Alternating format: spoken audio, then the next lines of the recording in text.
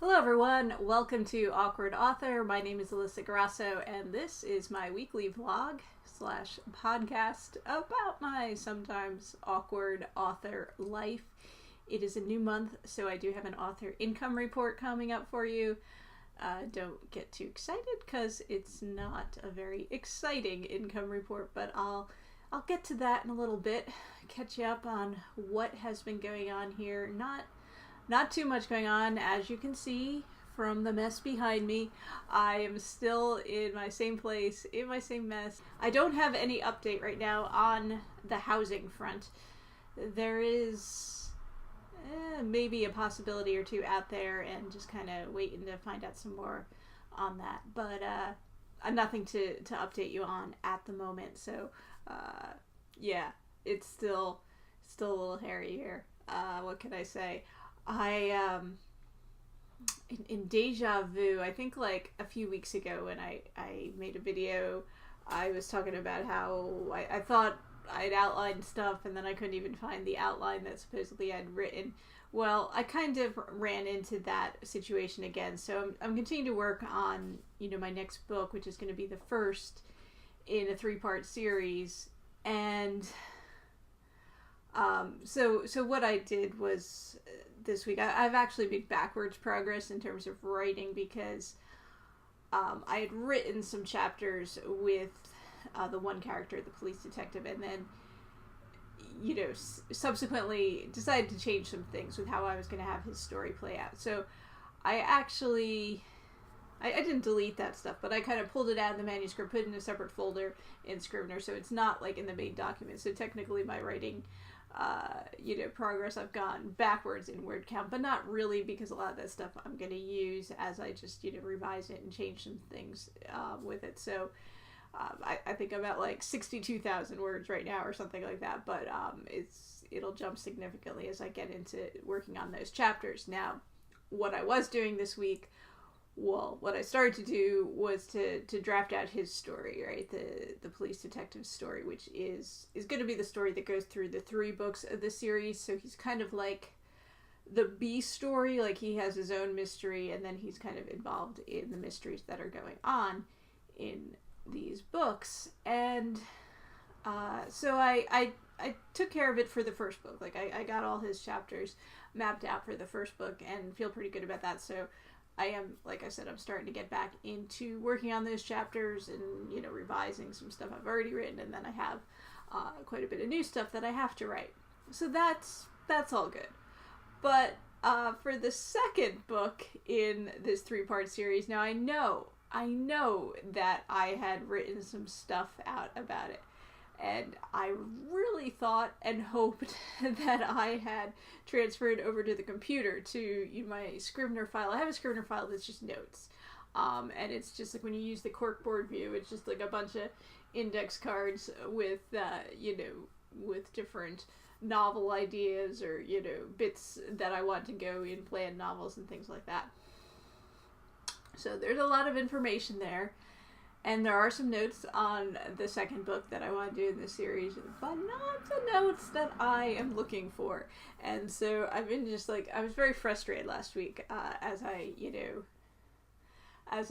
came to the point where I was like, okay, let me start working on the next book. As far as, I'm going to map out this guy's character, like his whole story. So why don't I do it through the 3 books, or at least through 2, so I can, when I'm ready, get started on that next one. Well, so I go into, my notes file in Scrivener, and the information I want is there. Obviously it's chaos here. I've got all this stuff in boxes. Probably somewhere there's a notebook, God knows where, with this, stuff written down in it. But unfortunately, I did not have the foresight to actually transfer those notes over to the computer. So I'm annoyed with myself, I guess, is really the thing. And then this started me going down like a rabbit hole last week where I'm like, do they have like something where I could, I know there's like all these high-tech things nowadays where I could just like jot out notes and then, transfer them automatically to like a text file that can, go into my computer, the cloud, whatever. So it's easily searchable. That's the key there, because this mess is not easily searchable. And here's the thing, what I want doesn't really exist. Like, there are some options out there. Like, you could get, I have an iPad, but it's not like an iPad Pro. It's not, it's old. So if you have an iPad Pro with an Apple Pencil, you can, jot notes that way and then make them available. I think you still have to go through like some process, like an app or something like that, to convert them to a text file. It's not even like an automatic thing. There's some other things that work similarly to that, which none of them are quite what I'm looking for. And I was thinking like something like, I don't know if you're familiar with like those boogie boards, like, like it's a tablet where you can, an electronic tablet, not a tablet like an iPad or, a Samsung Galaxy or whatever. It's not that kind of tablet, but it's an electronic tablet, kind of like, here's my Wacom tablet. So something kind of like this, but where you can actually jot a note on it and it shows up on like the display here. Like nothing shows up when I write on this, it shows up on the computer. So I use that for graphic design type stuff. So yeah, I wanted something like that. I mean, I know they make those boogie boards now. The basic one doesn't do anything. Like, it doesn't connect to anything. I don't even understand the purpose of that one. It's just like, if you wanted to like have in your kitchen or something, you have a big family or something, you could like leave notes to people without having to worry about paper. That's really, I think, the advantage there. So that seems kind of useless to me. I don't know. That's just the way I look at it. So they do have like $100 model that can... you can convert it to like a digital thing. What it does automatically is a PDF, which isn't going to be a searchable thing. So I was, that's an option, but I was really hoping for something that converts to text. There's like a separate app you could use that can convert to text. And like, once I got to looking at that, I was like, okay, forget it. That's like way too complicated. I just want something that's going to make my life easier, because I do like to write things out longhand, and it's something good to have, like, for me, beside my bed. I tend to write an awful lot of notes. Not so much in the morning. I guess some people are morning drafters. Mine's more like when I'm going to bed, and it's like, okay, I'm not going to haul the whole computer out. I've probably already turned the computer off for the night. But I got this idea and I want to get this down before I forget it. So, grab a piece of paper or notebook and scribble something down, and then I lose it. And that's what happens. So somewhere is the notes that I wrote down for my next book, but I don't know where they are. And anyway, someday I will find them. Someday I'll find a place to move into, and then I'll unpack stuff, and I'll find all kinds of treasures that have already been packed up, and life will be good. But right now, it's a little crazy. I don't know. Anyway, so that's where I'm at in terms of writing and my frustration with things, and it'll be nice to be settled, guys. It'll be really nice. But it is a new month, and as I promised, I have an author income report for you. I made money in January. I did not make a lot of money, so let me get into that. So, once again, nearly all my sales are on Amazon. My books are wide. Nearly all of them are wide. And yet, most of my sales do come from Amazon. So, let me break it down for you. I have it broken down by ebook and print book. So, on Amazon, so ebooks, $85.01 in sales. And then print, $69.63 in sales. Almost all, the vast majority are U.S. sales.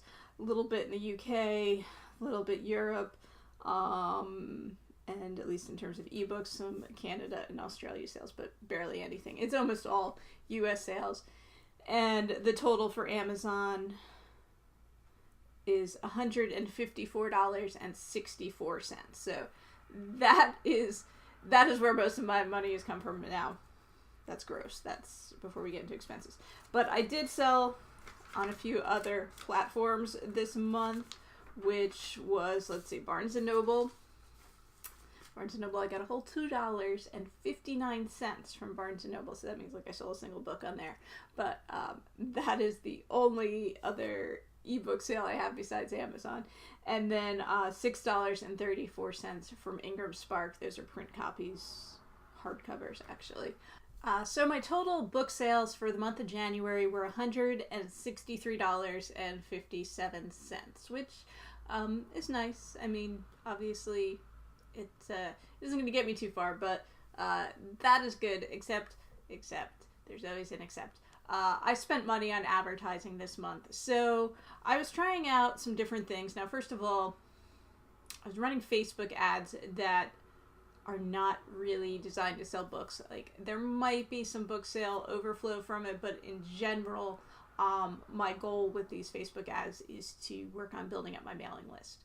So that's, I'm spending money on these ads, and probably, they're not going to be profitable, and I expect that, right now. It's more of a long-term thing. I'm thinking long-term with these. And then I also had some AMS ads going.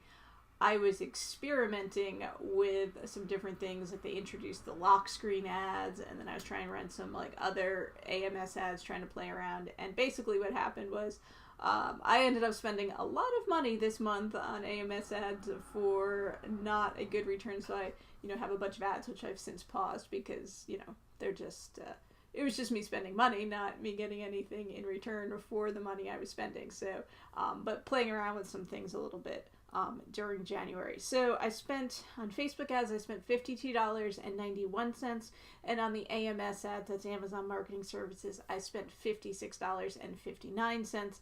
So my total spend on advertising in January was $109.50, which leaves me with a profit for the month of $54.07. So I don't know, I can pay my internet bill, I guess. So it is a profit. Always better to have a profit than no profit, but yeah, it's pretty small. And yeah, I'm hoping to get some books done and out this year, and hopefully by the time I've published this next series, I'll have something that I can use to really boost my earnings. But at the moment, it's pretty sad. It is tough to promote just a single standalone book, which is what I kind of feel like I'm doing. I know I have my backlist with the YA stuff, but that is a tough sale in terms of ebook stuff. I mean, if I had done maybe more genre-y YA stuff, like fantasy or, mostly fantasy or something in even romance, YA romance, but generally YA contemporary is a tough sale as primarily an ebook sale, definitely. For anyone that's looking to break into self-publishing, I would steer you clear of going with YA contemporary. I mean, that is generally a genre where you want to be traditionally published, because most of your sales, not necessarily most, but your best bet for sales is probably going to be what I would call institutional sales, schools and libraries, and that is really tough to get those sales if you are not traditionally published. So, that's a genre I would steer clear of for self-published books. Also, anything literary fiction, genre works really well for. I know everything's a genre, but what I mean is science fiction, fantasy, mystery, thriller, things like that. Popular romance, of course. Popular fiction works really well for independently published books. That's what I've found. So that said, I'm not making tons of money, but I definitely do a lot better with with my adult thriller than I do with the young adult stuff. I mean, that brings in almost no money each month. So just to give you an idea on that. So that is what I have for you this week. I do put out these author income reports every month, just showing you the truth and reality of being an independent author. I mean, I'm not trying to scare anyone, because this is my situation. Like I said, it's where I'm at right now. I do have goals and plans for long-term stuff and to continue to grow this business. So I think, that's something you have to keep in mind if you do want to break into being an indie author, into, publishing books yourself.